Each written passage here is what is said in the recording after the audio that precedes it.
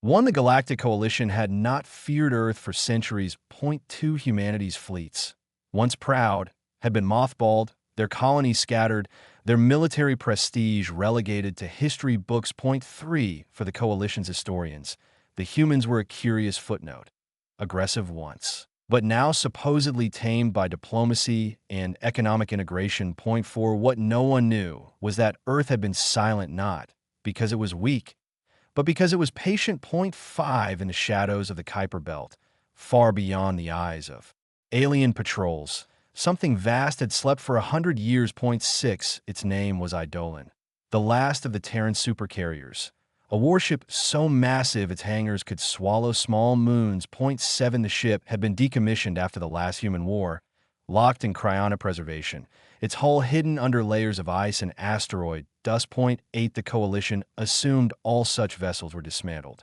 That assumption would be their first mistake. Point nine, the second, would be attacking a human colony without expecting a response. Point 10, the trigger came when the alien Lakari Empire pacified Vega 4, a human mining world on the frontier. Point 11, their excuse was flimsy, an economic dispute over or exports. Point 12, the reality was slaughter. Point 13, thousands of human civilians were killed when Lakari bombardment shattered the colony's habitat domes. Point 14, the Coalition met in council.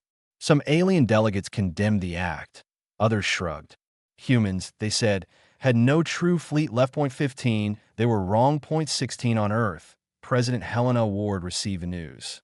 Her response was a single order: wake the Eidolon.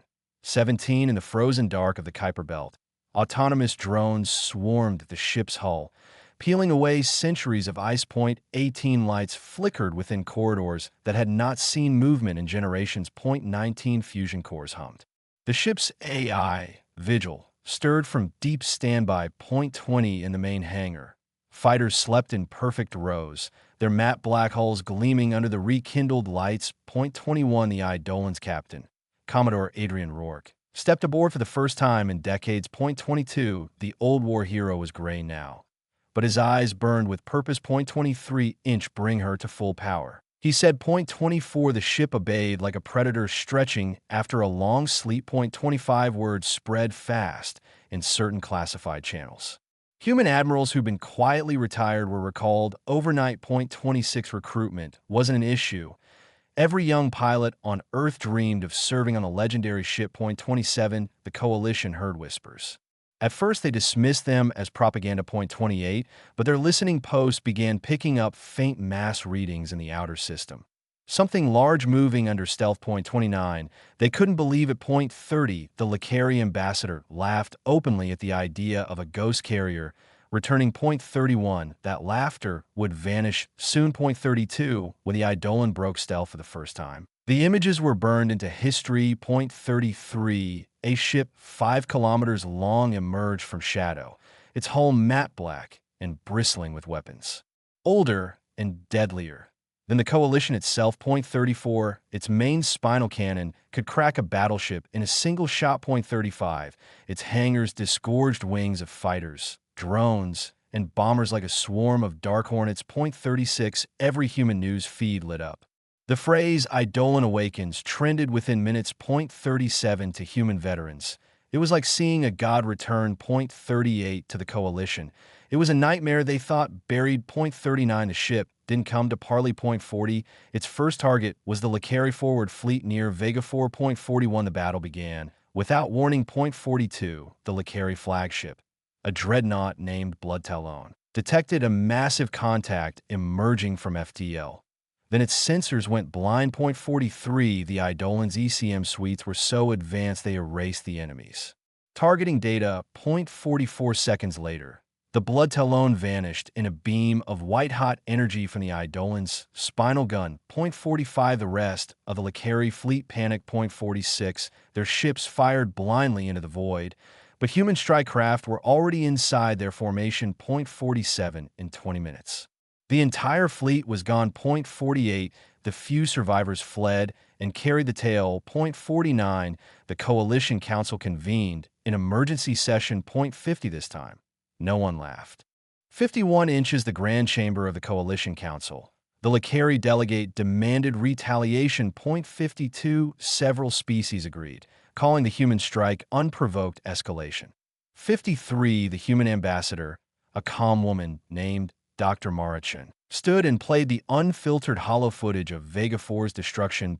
54. Silence fell as the Lakari's own war crimes played before billions of watching eyes. 55. Retaliation. Shin asked softly, "You started this." 56. The coalition had no official vote that day. The council was too divided. 57. Meanwhile, the Eidolon did not stop moving. 58. Captain Rourke plotted a direct course to Lakari Prime. 59. Recon drones slipped ahead, mapping the enemy's defensive network. 60. The Lakari homeworld was shielded by a triple-layered defense ring. Hundreds of capital ships, planetary railgun platforms, and orbital fortresses. 61. By coalition standards, it was impenetrable. 62. By human standards, it was a challenge. 63. As the Eidolon approached, Lakari Military Command issued an ultimatum: turn back or be annihilated. 64. Rourke's only reply was to order the carrier's weapons to full charge. 65. The first volley from the Eidolon split the night, a coherent energy lance that burned through an orbital fortress in one blow. 66. Human bombers streamed out, dodging flak and missiles within human precision. 67. The Eidolon's fighter squadrons, piloted by veterans and rookies alike, carved through enemy formations.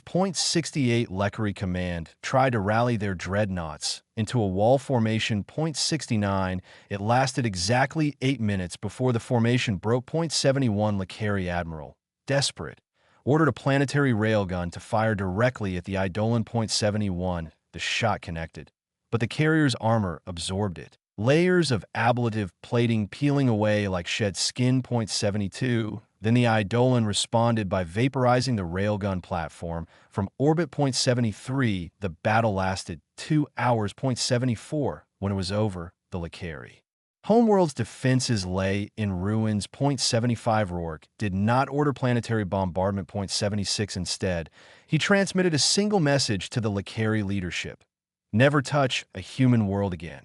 77. The message was broadcast unencrypted, and it spread across the coalition like wildfire. 78. In every alien news feed, the once dismissed humans were suddenly front-page headlines. 79. Panic rippled through governments. 80. Some called for immediate peace. 81. Others quietly began moving fleets away from human space. 82. Earth's population watched the feeds in stunned pride. 83. The Eidolon had become a symbol, not of conquest, but of absolute deterrence. 84. Still, the coalition couldn't ignore the precedent. One ship had broken a major power. 85. Rumors began circulating about building a joint containment fleet to box inhumanity. 86. Earth's intelligence agencies intercepted every message. 87. Rourke decided to act before the coalition could organize. 88. The Eidolon initiated Operation Black Horizon, a campaign of strategic demonstrations. 89. One by one, human allies and neutral systems received unannounced visit from the carrier. 90. In each case, the Eidolon performed a controlled show of force, destroying an uninhabited asteroid to dust, neutralizing pirate fleets in minutes, or disabling hostile stations without casualties. 91. These acts weren't wars.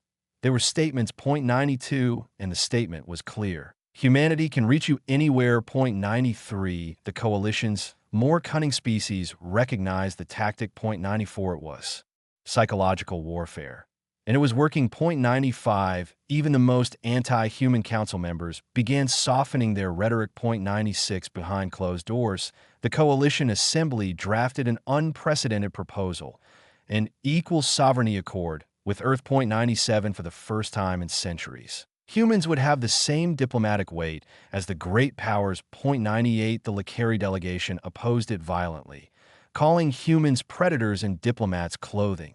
99. Their protests were ignored. 100. When the accord was signed, the Lakari were conspicuously absent. 101. But the Lakari weren't done scheming. 102. In secret, They pooled resources with 3 other anti-human states to build a fleet capable of overwhelming the Eidolon. 103. The plan was simple. Lure the human carrier into a trap in the RYYTH nebula, where visibility was minimal. 10. For the combined fleet numbered over 500 ships. 105 to any rational strategist. That was enough to crush one vessel. 106, but Rourke had already intercepted their encrypted planning sessions. 107. The Eidolon entered the RYYTH nebula deliberately, broadcasting its location as if unaware. 108. When the enemy fleet engaged, they found nothing. 109 moments later, the Eidolon emerged from the nebula behind them. 110. Its FTL hopping strike craft had been hiding in microjumps, ready to gut the enemy formation from the rear. 111. The battle was chaos. Missiles and fighters cutting through the fog, ships vanishing into sudden flashes of light. 112. Within 40 minutes, the 500-ship armada was in ruins. 113. The Lakari flagship tried to flee. 114. The Eidolon disabled it with a precision EMP burst, then towed it into human space as a trophy. 115. The footage of the humiliated flagship being paraded past Earth's moon became the most viewed broadcast in galactic history. 116. After that, the anti-human bloc collapsed. 117. Even the Lakari assembly voted to end hostilities. 118. The coalition convened one last time on the matter of humanity. 119. No one dared suggest sanctions or restrictions anymore. 120. Instead, the official resolution read, "The human territories shall be respected as sovereign space. Any aggression against them will be considered aggression against the coalition itself." 121. It was the closest thing to a bow without physically kneeling. 122. Earth accepted. 123. Rourke stood on the Eidolon's bridge as the news came in. 124. He knew it wasn't peace forever. 125. But it was a peace bought on humanity's terms. 126. The Eidolon returned to its berth in the Kuiper Belt, hidden once again beneath layers of shielding and stealth fields. 127. Its guns cooled. Its fighters were secured. 128. But its AI, Vigil, remained awake this time. 129. Humans had learned their lesson. Never again would they be caught unprepared. 130. The galaxy had learned 1-2. Never assume humanity is finished. 131. In alien universities, military academies began adding a new module to their curricula: Terran Strategic Doctrine, Case Study, the Eidolon Campaign. 132. Cadets studied not just the battles, but the psychological moves, the political timing, the calibrated restraint. 133. Some species called it genius. 134. Others called it terrifying. 135. On Earth, it was simply called survival. 136. President Ward addressed the United Terran Assembly after the accord. 137. Our ship was old when we woke her, she said, but she was not obsolete. Neither are we. 138. The chamber erupted in applause. 139. For the first time in living memory, humanity stood not as a junior partner, but as an equal, or perhaps more. In galactic affairs. 140. Merchants began reporting more respectful treatment in alien ports. 141. Border worlds no longer feared opportunistic raids. 142. Even the most arrogant alien captains thought twice before crossing a human patrol. 143. The Eidolon became a legend, whispered about in cantinas, feared in war rooms, revered in Terran history. 144. Children grew up with holobooks of the great battles, imagining themselves in the cockpit of one of her fighters. 145. Rourke retired 5 years later, but his name lived on as the man who reminded the galaxy of humanity's steel. 146. The ship itself remained under the watch of a new generation of commanders. 147. It was no longer the last supercarrier. Earth had begun building more. 148. The coalition watched quietly, no one daring to interfere. 149. Because they remembered. 150. They remembered the day the Eidolon emerged from the dark, and the entire galaxy bowed in silence.